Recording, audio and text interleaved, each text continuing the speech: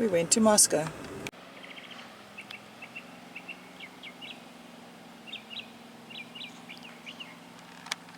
So here we have all the famous dogs in the hunting world. They're either pointers, retrievers or flushes apparently.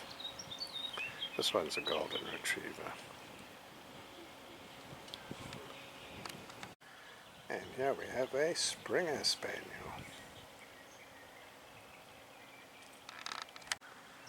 And all of these are champion dogs.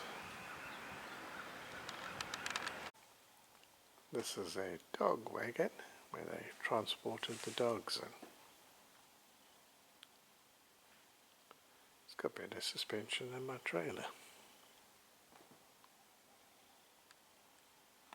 So we're going to see if we can spend the night here at the national park. Well, we secured a free spot at the national park en route to Nashville. That's quite good.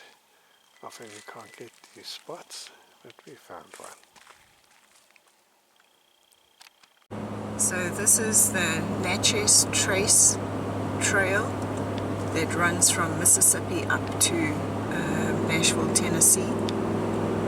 As you can see, it's forest with manicured lawns next to the road. So it's a dual carriage highway all the way through.